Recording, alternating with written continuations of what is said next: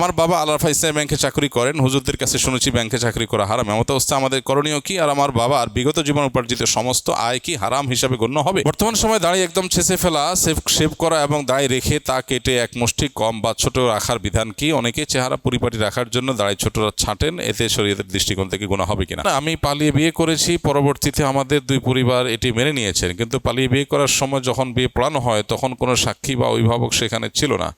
এখন বিয়েটা পুরোপুরি হালাল শরীয়সম্মত উপায়ে নতুন করে করতে চাই, এবারে করণীয় কি? আমার বাবা জীবিত অবস্থায় আমার মায়ের দেনমোহর পরিশোধ করে যান নাই। বর্তমানে আমার বাবা বেঁচে নেই, এমত অবস্থায় আমি ছেলে হিসেবে বাবার পক্ষ থেকে মায়ের সে দেনমোহরের টাকা পরিশোধ করতে পারবো কিনা? জুয়া খেলায় একজন ব্যক্তি 4 লক্ষ টাকা হারিয়েছে। এর মধ্যে 1 লাখ টাকা ছিল ধারের এবং 3 লাখ টাকা চাকরি করে জমানো।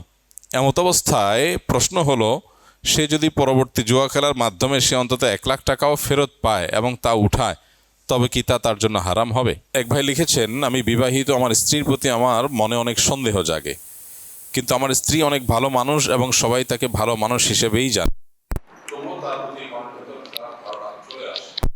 যেমন সে অন্য ছেলের সাথে কথা বলে ইত্যাদি। আরেকটা বিষয় হলো, আমার শ্বশুর বাড়ি থেকে আমার স্ত্রীকে আমাদের ঢাকায় আসতে দিতে চায় না, কিন্তু আমার কর্মস্থল ঢাকায়। আমার স্ত্রী আসতে চাইলেও শ্বশুরবাড়ির লোকজন আসতে দেয় না, এক্ষেত্রে করণীয় কি? ভাই, স্বামী স্ত্রী শুধু না, সহকর্মী, ব্যবসার পার্টনার, বিভিন্ন পর্যায়ে মানুষদের প্রতি একের প্রতি অন্যের বর্জন তৈরি করা, এটা শয়তানের অন্যতম একটা বড় কাজগুলোর অন্যতম কাজের একটি, যে সে মানুষকে একে অন্যের বিরুদ্ধে নানানভাবে ওয়াসওয়াসা তৈরি করে অন্তরের ভিতরে। এই ওয়াসওয়াসার রোগে এখন ভরে গেছে। এমন অনেক মানুষ আছে, তিনি একজনকে দেখতে পারেন না। কেন দেখতে পারেন না? তিনি নিধানা, শিক্ষিত, বুঝমান, সমঝদার মানুষ, এরপরেও ঝগড়া করেন। ঝগড়ার পরে তারা দুজনে বুঝতে পারেন যে বিরাট ভুল হয়ে গেছে, এটা তো ঝগড়া করার বিষয় ছিল না, বাট হয়ে গেছে। কারণ হলো, এখানে শয়তান কাজ করছে। শয়তানের অন্যতম কাজ হলো মানুষের মধ্যে বিভেদ তৈরি করা। মানুষে বিভেদ তৈরি করা হলো শয়তানের সবচেয়ে বড় প্রকল্পগুলোর একটি। একজন মানুষ নামাজ ছেড়ে দিলে শয়তান এত খুশি হয় না। একজন আরেকজনের সাথে সম্পর্ক নষ্ট হলে, বিভেদ তৈরি হলে, বিশেষ করে স্বামী স্ত্রীর মধ্যে বিচ্ছেদ হলে শয়তান যত খুশি হয়। সহিহ মুসলিমের সেই হাদিসটাতে আমরা অনেকেই জানি যে শয়তানের সদস্যরা বিভিন্ন রকমের অপকর্ম করে আসার পর শয়তানের কাছে যখন রিপোর্ট দেয়, শয়তান সবাইকে বাহবা দেয়, কিন্তু যখন কোনো এক সদস্য এসে বলে যে আমি স্বামী স্ত্রীর মধ্যে বিভেদ ঘটাই দিতে পেরেছি, শয়তান বলে তুমি কাজের কাজ করেছো, তাকে সবচেয়ে বেশি বাহবা দেয়া হয়। এবং মদ এবং জুয়ার অপকারিতা কোরআনে আল্লাহ বলতে গিয়ে বলেছেন যে শয়তান কি চায়? আইয়ুকি বাইনাকুমুল আদাওয়াতা ওয়াল বাগদা। শয়তান তোমাদেরকে এগুলোর মাধ্যমে তোমাদের মধ্যে শত্রুতা আর বিদ্বেষ তৈরি করতে চায়। এটা শয়তানের প্রজেক্ট, এটা শয়তানের প্ল্যান। তাহলে এখন করণীয় কি? বিশেষ করে স্বামী স্ত্রী যিনি প্রশ্ন করেছেন, খুবই কমন একটি প্রশ্ন। অনেক স্বামীরাই বলেন যে আমার স্ত্রীর প্রতি আমার সন্দেহ, অনেক স্ত্রীরা বলে যে আমার স্বামীর প্রতি আমার সন্দেহ হয়, আমার স্বামী বোধহয় কোনো মেয়ের সাথে অবৈধ বা হারাম সম্পর্ক আছে। আসলে কোনো তথ্য, প্রমাণ, দলিল, আলামত, চিহ্ন কিছুই নেই, কিন্তু মনে হচ্ছে। এই যে মনে হচ্ছে, এই মনে হওয়ানোর কাজটা যে করে তার নাম কি? ইবলিস। কোরআন এবং হাদিস তাকালে আমরা দেখি শয়তানের মৌলিক সবচেয়ে বড় কাজগুলোর একটা এটা শয়তান করতে চায়। এই জন্য কোরআন খুললে আপনি দেখবেন বারবার মানুষকে আল্লাহ রাব্বুল আলামিন একে অন্যের প্রতি হোসনে জন করার জন্য, পরস্পরের প্রতি আপনার পজিটিভ চিন্তা ধারণা করবার জন্য আমাদেরকে আল্লাহ নির্দেশ দিয়েছেন। নবী সাল্লাল্লাহু আলাইহি ওয়াসাল্লাম সে নির্দেশ দিয়েছেন। এক জেহাদ থেকে ফিরে আসার পরে, সফর থেকে ফিরে আসার পরে সাহাবীরা এক ব্যক্তি যখন তাদেরকে সালাম দিয়েছে, তারা মনে করেছেন যে লোকটা অমুসলিম এবং সে শুধুমাত্র সালাম দিয়ে এখন মানে রণাঙ্গনে যুদ্ধরত অমুসলিমদের দলের একজন, কিন্তু সে এখন সালাম দিয়ে ভালো মানুষ সাজতে যাচ্ছে, যেহেতু শত্রুপক্ষের লোক মনে করে তারা তাকে শেষ করে দিয়েছে। নবী করিম সাল্লাল্লাহু আলাইহি সাল্লামের কাছে আসার পর নবীজি যখন ঘটনা শুনলেন, জানলেন, আল্লাহ ওহী নাজিল করলেন, নবীজি কি বলেছিলেন? হাল্লা শাকাক্তা কালবাহ, সে মুখ দিয়ে সালাম বলেছে, এটা তার অন্তরের কথা না, এটা কি তার অন্তরটা কেটে তুমি দেখেছো? তার মানে তুমি তার প্রতি সুধারণা রাখা দরকার ছিল। তুমি যেটা দেখবে বাহ্যিকভাবে, ওমর রাদিয়াল্লাহু তাআলা আনহু বলেছেন, আমরা যেটা দেখব সেটা বিশ্বাস করব। কারোর পেটে ঢুকার, কারোর কলবে ঢুকার শক্তি যেহেতু আমাদের নাই, এই জন্য কলবের বিষয়টা আমরা আল্লাহর উপরে সুপর্দ করতে হবে। স্বামী স্ত্রীর মধ্যে এই সমস্যাটা টু মাচ কমন। শুধু স্বামী স্ত্রী না, পার্টনারদের মধ্যে, ব্যবসায়িক পার্টনার, দিনী কাজের পার্টনার, বিভিন্ন পার্টনারদের মধ্যে এই জিনিসগুলো অহরহ হয়। এবং আমার কাছে হাতে নাতে বেশ কিছু কেস ধরা পড়েছে যে দুজন মিলে একটা কাজ করছে, দুজন কাঁধে কাঁধ মিলে কাজ করে, হঠাৎ একজনের কানে কানে কেউ যেন বলে, তার ভেতরে কেউ যেন বলে যে অমুকে আমাকে নিয়ে শয়তানি করার চেষ্টা করতেছে, ষড়যন্ত্র করার চেষ্টা করতেছে। পুরো জিনিসটাই অহেতুক, আসলে বেচারা মনে হয়তো কিছুই নাই। তো এই জন্য আল্লাহ তাআলা বলেছেন ইম্মায়ান জাগান্না, আয়াতটা কি? ইম্মায়ান জাগান্নাকা মিনাশ শাইতানি নাজগুন ফাস্তাইজ বিল্লাহি মিনাশ শাইতানির রাজিম। এই জন্য প্রধান কাজ হলো শয়তান থেকে আল্লাহর কাছে পানা চাইতে হবে। শয়তান থেকে আল্লাহর কাছে কি চাইতে হবে? পানা চাইতে হবে। এবং এইটা বিশেষ করে ওয়াসওয়াসার এই রোগের জন্য রুকিয়া খুবই ইফেক্টিভ। রুকিয়া খুবই ইফেক্টিভ। এবং ওয়াসওয়াসার রুকিয়া যদি করা যায়, সেলফ রুকিয়া করতে আমরা উৎসাহিত করব। রাকি দিয়ে রুকিয়া করার চাইতে নিজের রুকিয়া নিজে করা উত্তম। বাট আমরা এখন কোনো কাজে নিজে করতে চাই না, আমরা সব কাজ লোক দিয়ে করাইতে চাই। ফলে আমাদের জীবনটা হয়ে যাচ্ছে একেবারেই আপনার কি বলে, আয়েশি জীবন, অলস জীবন। এই জীবনটায় আমরা খুব বেশি মানুষ সুস্থ নই। এর অন্যতম কারণ হলো আমরা পরিশ্রম করতে চাই না, কষ্ট করতে চাই না। রুকিয়াটা নিজেরটা নিজে করাটাই হলো সুন্নাহ। নবী করিম সাল্লাল্লাহু আলাইহি সাল্লাম অন্য মানুষকে রুকিয়া দেওয়াটাকেও সাপোর্ট করেছেন।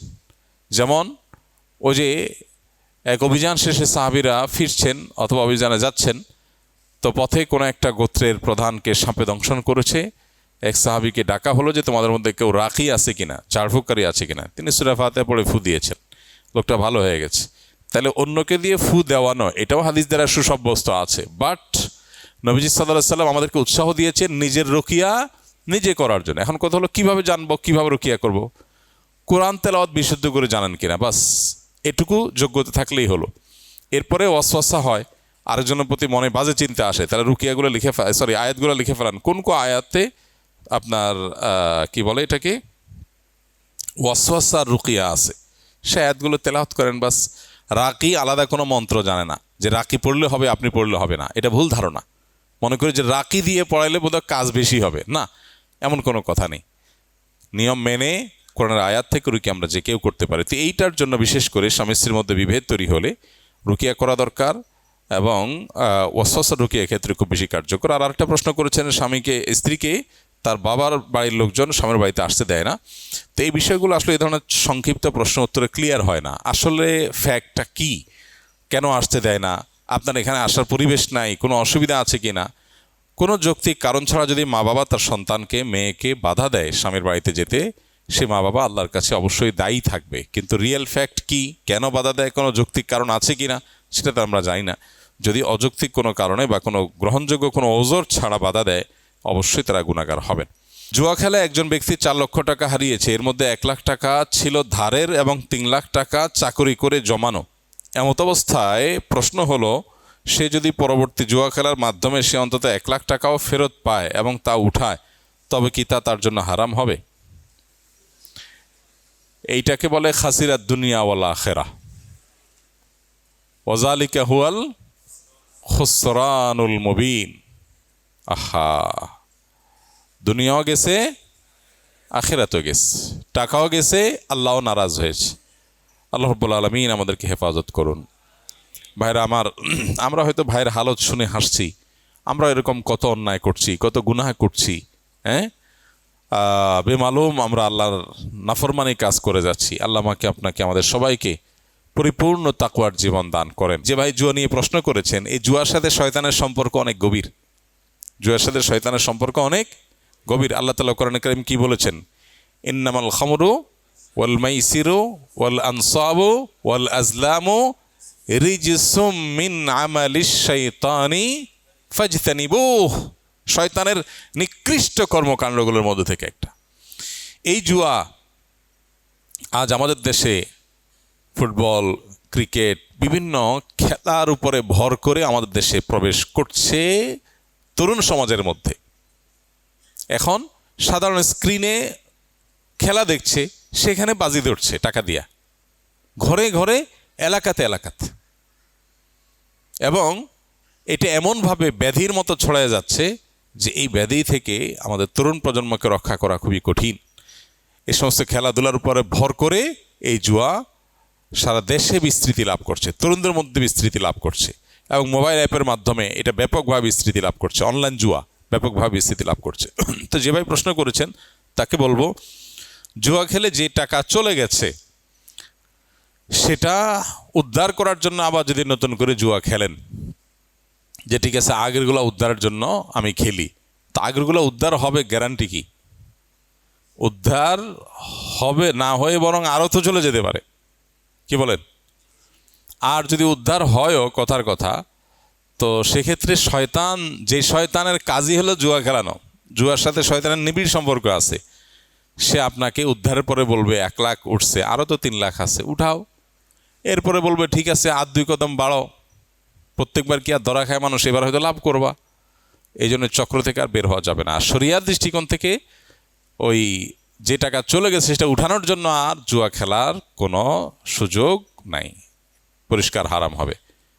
হ্যাঁ, আপনি আগের টাকা যে নিয়ে গেছে, এখন নতুন করে যদি আপনি টাকা জিতেনও, সেটা কার কাছ থেকে নেবেন? আর আগের ক্ষতিপূরণের জন্য নতুন করে আবার জুয়া খেলা, এটা জায়েজ হবে না। বরং এক কাজ করেন, দেখেন শয়তান যে এখানে কুবুদ্ধি দিছে ভদ্রলোকের, দেখেন এটা একটা আইডিয়া, মানে একটা কু আইডিয়া দিছে, এর একটা ক্লু এখানে দেই। সেটা হলো, আচ্ছা যেই টাকা চলে গেছে এটা উদ্ধারের জন্য জুয়া খেলতে বুদ্ধি দিছে শয়তান। কেন শয়তান এই বুদ্ধিটা দিতে পারলো না যে ওইটা উঠার জন্য তুমি এখন জানতোর মেহনত করে একবার ব্যবসা শুরু করে দাও? কি বলেন? এই বুদ্ধিটা দেওয়া যেত না? কিন্তু না, শয়তান তারে এই যে কুবুদ্ধি যে শয়তান দিছে তার প্রমাণ হলো এটা। সুবুদ্ধির আলামত হইতো কি? ভাই জুয়া আমার 1 লাখ টাকা গেছে, আগে আমি 8 ঘন্টা ডিউটি করতাম, এখন 12 ঘন্টা না 14 ঘন্টা ডিউটি করব, ওভারটাইম করে করে 1 লাখ আমি উঠাই ফেলবো। অথবা আগে আমি ব্যবসা করতাম যতটুকু মনোযোগ দিয়ে, এখন তার ডাবল মনোযোগ দিয়ে ব্যবসা করব, বেশি সময় দিয়ে ব্যবসা করব। দোকানটা আগে সকাল 9টায় খুলতাম, এখন ফজরের পরে খুলে ফেলবো, যাতে করে কাস্টমার 2-4টা বেশি হয়, 2-4 পয়সা বেশি আসে। এই 1 লাখ আমাকে উঠাই ফেলতে হবে। শয়তান কখনো সুবুদ্ধি দিবে না। আদৌ মুবিন, সে শত্রু, কুবুদ্ধি দিবে। এই ভদ্রলোককে শয়তান কুবুদ্ধি দিছে। তো যিনি প্রশ্ন করেছেন, আমি জানি না উনি এখানে আছেন না অনলাইনে কেউ প্রশ্ন করেছেন, যে ভাই হন না কেন, তাকে বলবো দয়া করে শয়তানকে বেইজ্জত করে তার মুখে চুনকালি মেখে দিয়ে জীবনের তরে হিম্মতের সাথে সাহস করে হারাম থেকে বের হয়ে আসেন। বান্দা যখন তওবা করে বের হয়ে আসে, আল্লাহ বান্দার সব গুনাহ মাফ করে দেয়। আপনার টাকা হারিয়েছেন, যে গুনাহগুলো হয়েছে, এগুলো সবগুলো আল্লাহ মাফ করে দিবেন। ইন্নাল্লাহা ইয়াগফিরুয যুনুবা জামিআ লা তাকনাতু মির রাহমাতিল্লাহ ইন্নাল্লাহা ইয়াগফিরুয যুনুবা জামিআ। আল্লাহর রহমত থেকে নিরাশ হবেন, আল্লাহ সব গুনাহ মাফ করে দিবেন, আল্লাহ ওয়াদা করেছেন। আল্লাহ আমাদেরকে গুনাহ থেকে বের হয়ে আসার তৌফিক দান করুন। তওবা করার হিম্মত সবার হয় না ভাইরা আমার।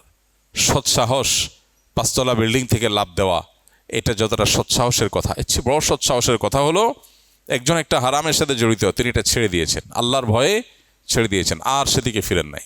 এটা হলো প্রকৃত সৎসাহসের কথা, এটা হলো আসল সাহসের কথা, আসল বীরত্বের কথা। তওবা করে জীবন পরিবর্তন করে ফেলতে পারে। আর তওবা না করে গুনাহের মধ্যে ডুবে আছে অনেকে আছেন, মোবাইলের গুনাহে লিপ্ত, হারাম মেয়েদেরকে দেখছি, হারাম ভিডিও দেখছেন, এটার মধ্যে তিনি ডুবে আছেন, মানুষ জানে না, কিন্তু গোপনে তিনি দেখছেন। ঘরে ঘরে অহরহ জনে জনে এই গুনাহ আজ ছেয়ে গেছে। ইবাদতের স্বাদ নষ্ট হওয়ার অন্যতম কারণ হলো চোখের গুনাহ। চোখের গুনাহ যাদের মধ্যে থাকে তারা ইবাদত তৃপ্তি পায় না, তারা ঈমানের স্বাদ পায় না। এর চেয়ে বড় শাস্তি আর কিছু নেই। আখিরাতের শাস্তি তো আছেই, দুনিয়াতে আল্লাহ নগদ শাস্তি দেন যারা চোখের গুনাহ করে। ফিল্মের ক্লিপ দেখেন, মিউজিক দেখেন, মিউজিক শুনেন, মিউজিকের ক্লিপ দেখেন, হারাম ভিডিও ছবি দেখে দেখে মজা নেন, অফলাইনে কিংবা অনলাইনে। তাদের দুনিয়াতে আল্লাহর পক্ষ থেকে নগদ শাস্তি হলো ঈমান এবং ইবাদতের স্বাদ তাদের কপালে থাকে না, তুলে নিয়ে যায়। তারা ইবাদত করলেও করে দায় সারার জন্য, স্বাদের জন্য, তৃপ্তির জন্য, তৃপ্তির স্বাদে তারা করে না। তো এই জন্য জুয়া সহ সমস্ত হারাম থেকে আল্লাহ আমাদের বের হয়ে আসার তৌফিক দান করুন। আমাদের তরুণরা ধ্বংস হয়ে যাচ্ছে জুয়া খেলায়, ধ্বংস হয়ে যাচ্ছে, ঘরে ঘরে যুবকরা শেষ হয়ে যাচ্ছে। অনলাইন জুয়া, বিভিন্ন টিভি চ্যানেলগুলো বাংলাদেশে একেবারে লাইসেন্সধারী টিভি চ্যানেলগুলো বিভিন্ন অনুষ্ঠানের ফাঁকে ফাঁকে তারা অনলাইন জুয়ার প্রতি যুবকদেরকে আহ্বান করছে, অ্যাডভার্টাইজ করছে। সামান্য কিছু টাকা পাওয়ার লোভে যুবকদেরকে একটা ধ্বংসের দিকে তারা নিয়ে যাচ্ছে। তো এগুলোর জন্য সংশ্লিষ্ট কর্তৃপক্ষের কড়া নির্দেশনা দরকার, পদক্ষেপ দরকার, যাতে করে যুবকরা এই সমস্ত বকে যাওয়ার হাত থেকে রক্ষা পায়। আমার বাবা জীবিত অবস্থায় আমার মায়ের দেনমোহর পরিশোধ করে যান নাই। বর্তমানে আমার বাবা বেঁচে নেই, এমত অবস্থায় আমি ছেলে হিসাবে বাবার পক্ষ থেকে মায়ের সে দেনমোহরের টাকা পরিশোধ করতে পারবো কিনা? যদি কেউ জীবিত অবস্থায় স্ত্রীর দেনমোহর না দিয়ে যায়, তাহলে সেক্ষেত্রে অবশ্যই তিনি আল্লাহর কাছে অপরাধী হিসাবে বিবেচিত হবেন, গুনাহগার হবেন। সন্তান যদি বাবাকে দায়মুক্ত করার জন্য বাবার পক্ষ থেকে মাকে মোহর দিয়ে দেয়, অবশ্যই প্রশংসনীয় কাজ হবে। বাবার দেনা পরিশোধ করার কাজ হিসাবে যদি এটা করা যায়, খুবই ভালো কাজ হবে এবং এটার মাধ্যমে বাবা কিছুটা হলো দায়মুক্ত হবেন। বাবার পক্ষ থেকে ইস্তেগফারও করা দরকার, সেই সাথে মায়ের মোহর দিয়ে বাবাকে মুক্ত করা দরকার, অথবা মায়ের কাছ থেকে দায় মুক্তি আদায় করা দরকার। আমি পালিয়ে বিয়ে করেছি, পরবর্তীতে আমাদের দুই পরিবার এটি মেনে নিয়েছেন, কিন্তু পালিয়ে বিয়ে করার সময় যখন বিয়ে পড়ানো হয় তখন কোনো সাক্ষী বা অভিভাবক সেখানে ছিল না। এখন বিয়েটা পুরোপুরি হালাল শরীয়তসম্মত উপায়ে নতুন করে করতে চাই, এবারে করণীয় কি? মানুষ কেন পালায় বিয়ে করে আমি বুঝি না। পালায় তো চোর ডাকাত, খারাপ কাজ করে মানুষ পালায়, তাই না? বিয়ের জন্য পালাবে কেন? বিয়ে কি খারাপ কাজ? আলিন হাজার নিকাহ, তোমরা বিয়েকে ঘোষণা দাও। বিয়ে ডাকডোল পিঠে, অর্থাৎ মানুষকে বলে কয়ে করার জিনিস, এটা পালায় করার জিনিস না। আরে যুবক, জীবনে একবারই তো মানুষ বিয়ে করে, একাধিক বিয়ে কয়জনের কপালে জুটে? Rare case. সাধারণত মানুষ একটাই তো করে, নাকি? বিয়ের মতো জিনিস জীবনে একবার যেটা করব, সেটা আবার পালায় করব কি দুঃখে? বন্ধু বান্ধব, এলাকার মানুষ, আত্মীয় স্বজন নিয়ে বুক ফুলায়া বুক উঁচু করে সুন্দর করে বিয়ে করব, এই জিনিসটা কপালে যদি না থাকে, পালায় করার পরে সে সবাই মাইনা নিল, বুঝলাম। যতই মাইনা নেক, মনে দুঃখ তো সারা জীবন থেকে যাবে। চাইরে আমার বিয়েটা অন্যদের বিয়ের মতো সুন্দর করে হলো না, পালায়া করছে। আহা, ওই যে শয়তান অ্যাক্টিভ এখানেও। শয়তান মানুষের ইমানদারের ভালো চায় না, শয়তান মানুষের শত্রু। আল্লাহ বারবার শত্রু চিনাইছেন, কিন্তু আমরা শত্রুকে শত্রু বানাই নাই, আমরা শত্রুকে শত্রু হিসেবে গ্রহণ করি নাই। যারে ভালো লাগছে হারাম সম্পর্ক করে মনে হচ্ছে তার নিয়ে পালায় গেলে শান্তি হবে, এরপর যখন চুলাচুলি শুরু হয় তখন মনে হয় হায় হায়, পুরা জিন্দিগি তো বরবাদ হয়ে গেছে। যদিও সবার ক্ষেত্রে চুলাচুলি হয় না, অনেক ক্ষেত্রে তো হয়। তো এই জন্য ভাই, হারামে আরাম নাই, হালালে আরাম আস। বাকি প্রশ্ন যেটা করেছেন, পালায় যে বিয়ে করেন, এইটাতে সাক্ষী ছাড়া যেহেতু বিয়ে করেছেন, আজকাল শয়তান দেখান কত কুবুদ্ধি দেয়, বলে যে ইনবক্সে কবুল বললেই হয়ে যাবে। হ্যাঁ, এত সস্তা বিয়ে। দুজন পুরুষ সাক্ষী লাগবে, আর না হলে একজন পুরুষ দুজন মহিলা লাগবে। তাদের প্রাপ্তবয়স্ক হতে হবে, তাদের সামনে এক পক্ষ প্রস্তাব বলবে, আরেক পক্ষ কবুল বলবে, এটা তারা শুনবে, তাহলে বিয়ে হবে, আর না হলে বিয়ে হবে না। এই জন্য এটা ছাড়া বিয়ে হবে না। তাছাড়া বিয়েটা মূলত অভিভাবক করাবে। আল্লাহ বলেছেন, ও আনকিহুল আয়ামা মিনকুম ওয়াস-সালিহিন মিন ইবাদিকুম ওয়া ইমাইকুম। বিয়েটা করাবে মূলত কে? অভিভাবক। অভিভাবককে রাজি করান। বুদ্ধিমান ছেলে ফেলে ঠিকই অভিভাবককে কি করায়? রাজি করায়। যেভাবে হোক, ফুসলায় ফাসলায়, এমনে সেমনে কি করলে মা বাপ খুশি হবে পোলাপান বুঝে না, ওই খেদমত করে, ওই কাজ করে রাজি করেন। মা বাপ চায় একটু কাজে লাগেন, তো কাজে লাগেন। অভিনয় হলেও করে মা বাপের রাজি করান, কিন্তু সেটা না করে পালাপালি করতেছেন কেন? এগুলো শয়তান বুদ্ধি দেয়। তো যাই হোক, সাক্ষী ছাড়া বিয়ে হলে সে বিয়ে হয়নি, সেটা বিয়ে হয়নি।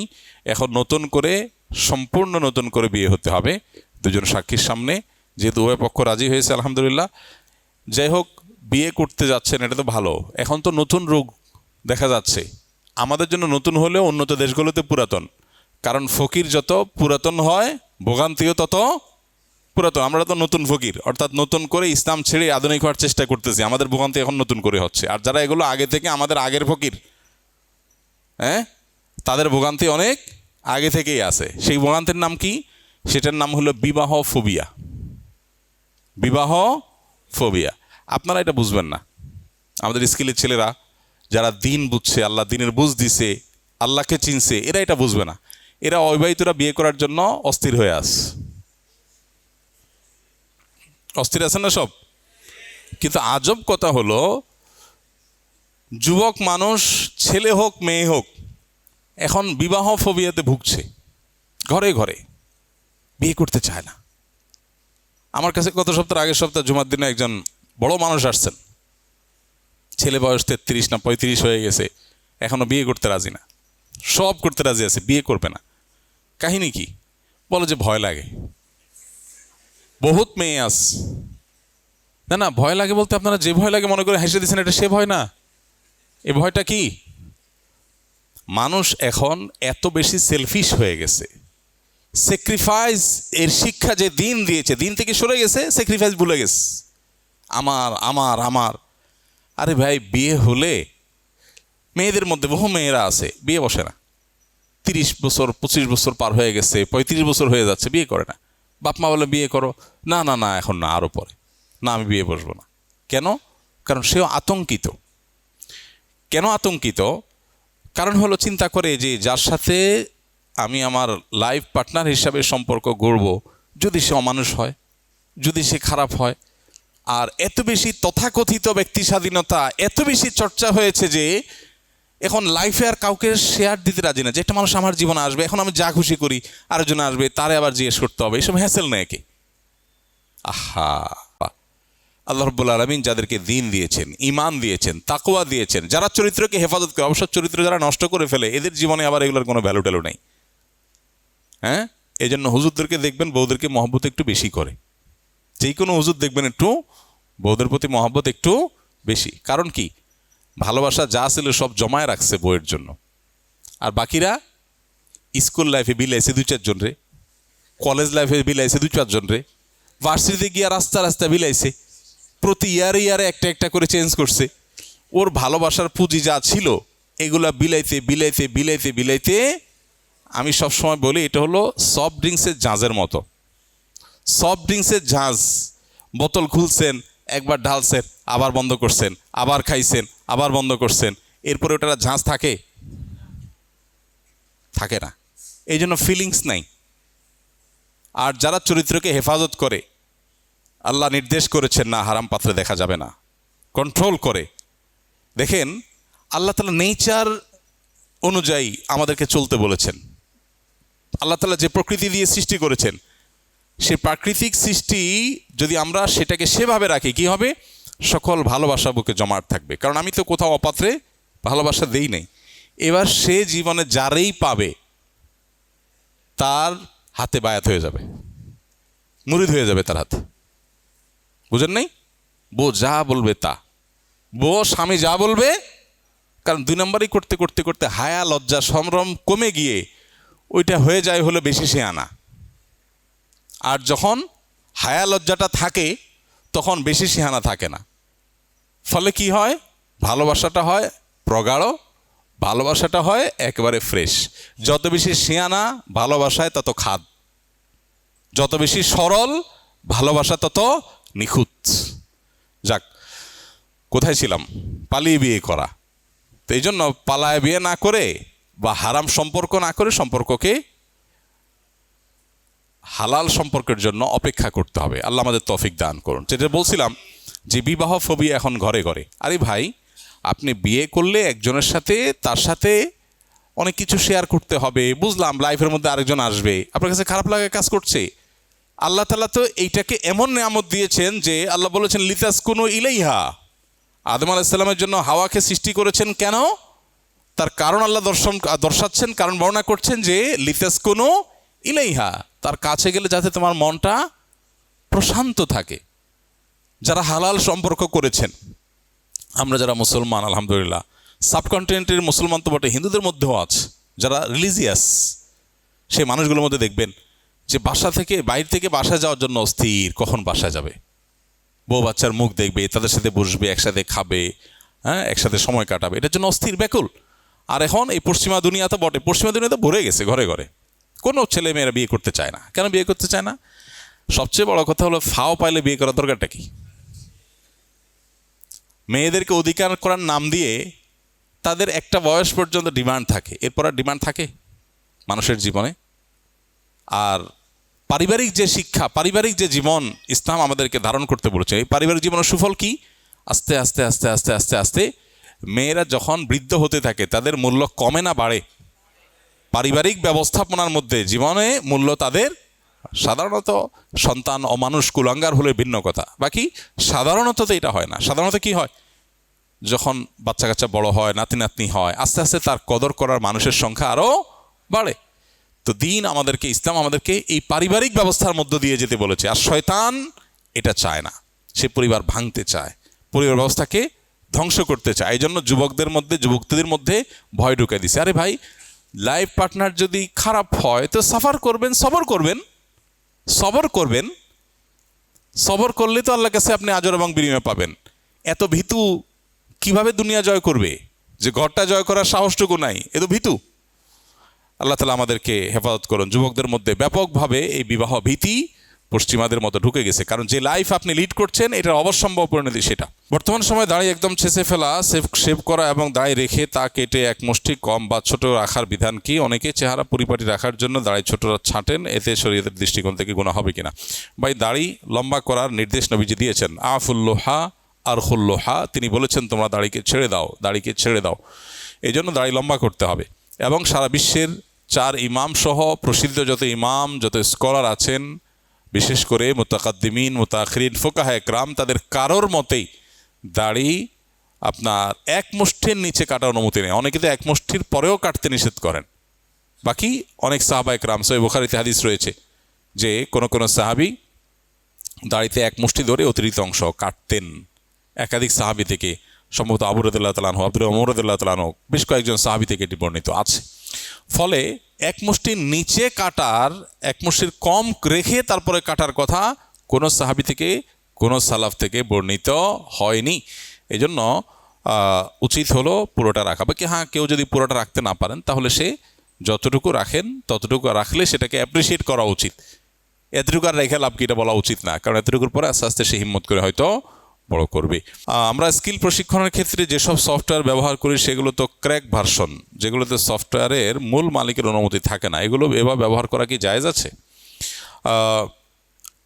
কিছু কিছু সফটওয়্যার আছে, যে সমস্ত সফটওয়্যারগুলো, আমি ব্যক্তিগতভাবে এরকম কিছু কিছু সফটওয়্যারের ব্যাপারে খোঁজ খবর নিয়েছি যে এগুলো বাংলাদেশে বিক্রি করার কোনো ব্যবস্থা আছে কিনা। কোম্পানিতে ফোন দেওয়াইছি যে তাদের সাথে, তাদের নাম্বারে বিদেশে যোগাযোগ করো, তো তারা খুব বেশি রেসপন্স করে নাই দেখলাম। অর্থাৎ তারা আসলে বাংলাদেশের মতো থার্ড ওয়ার্ল্ডের গরিব দেশ, এক একটা সফটওয়্যারের যে দাম, পাবলিক কিনে এগুলো ব্যবহার করবে, এটা তারা বোধহয় এক্সপেক্ট করে না।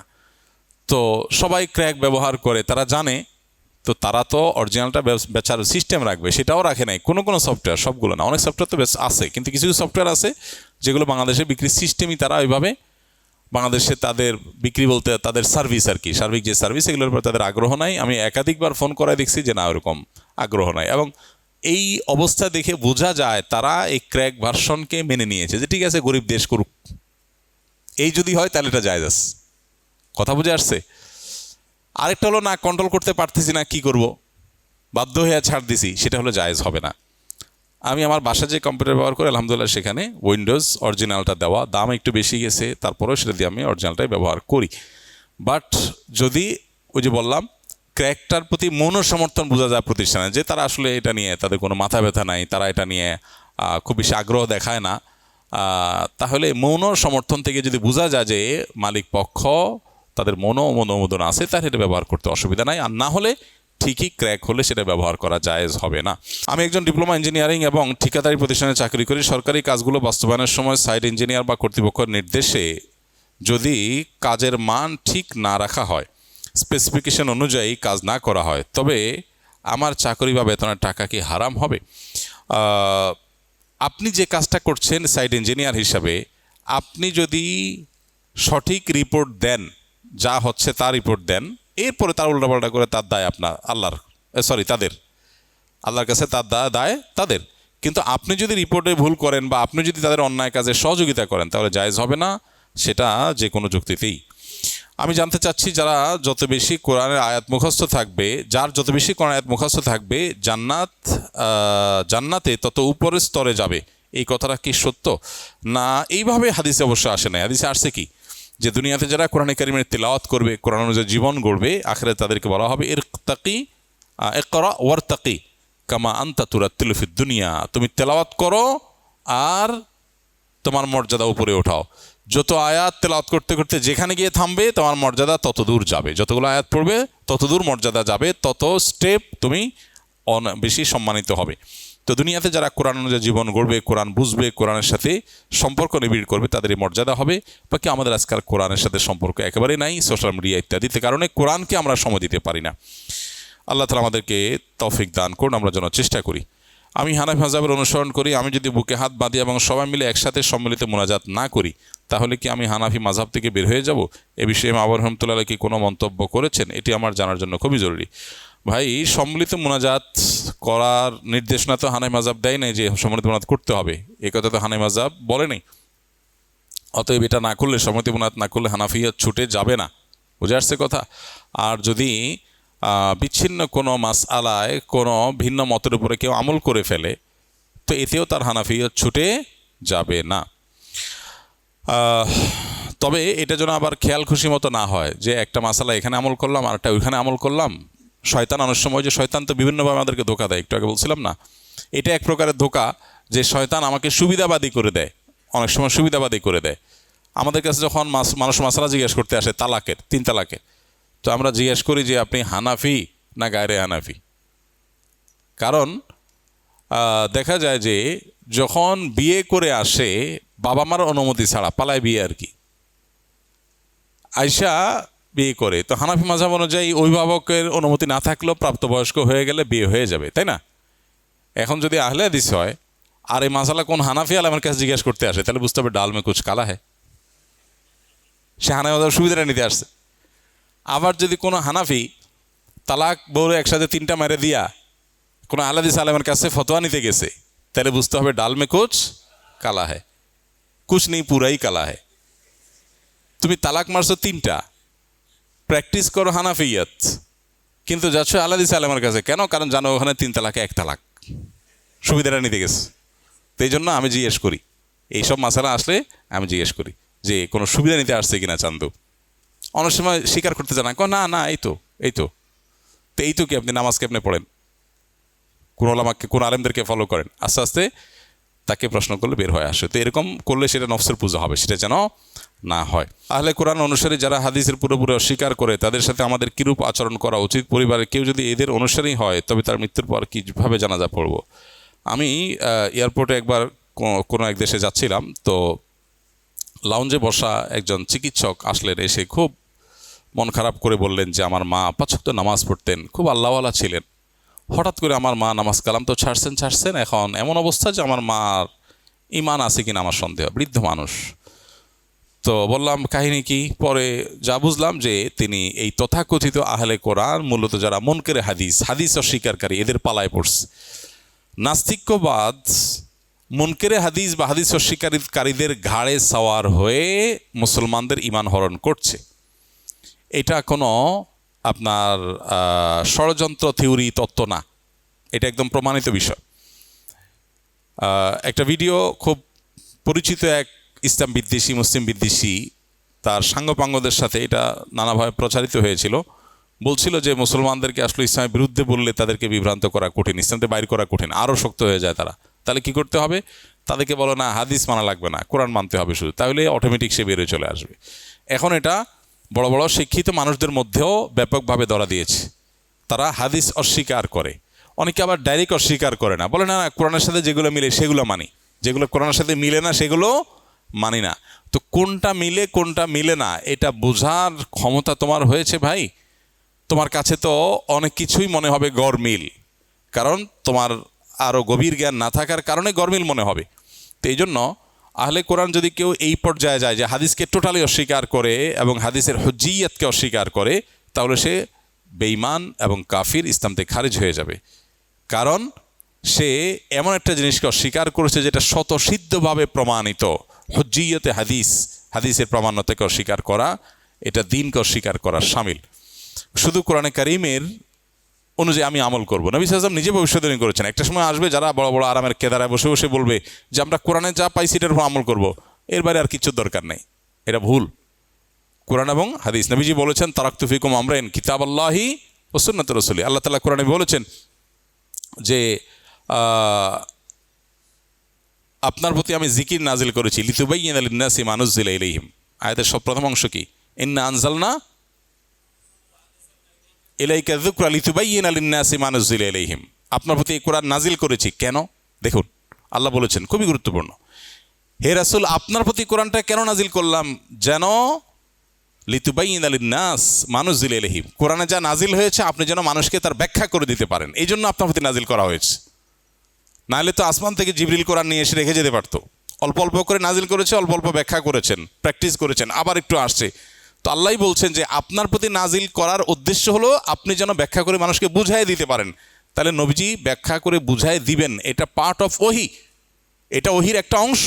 এখন আপনি সেটাকে যদি অস্বীকার করেন তাহলে ওহির একটা অংশকে অস্বীকার করলেন, ঈমান থাকার কোনো কারণ থাকতে পারে না। আমার বাবা আল রাফা ইসলামী ব্যাংকে চাকরি করেন, হুজুরদের কাছে শুনেছি ব্যাংকে চাকরি করা হারাম, এমত অবস্থা আমাদের করণীয় কি? আর আমার বাবার বিগত জীবন উপার্জিত সমস্ত আয় কি হারাম হিসাবে গণ্য হবে? অনুগ্রহ করে উত্তরটি জানাবেন, আমাদের জন্য খুবই জরুরি।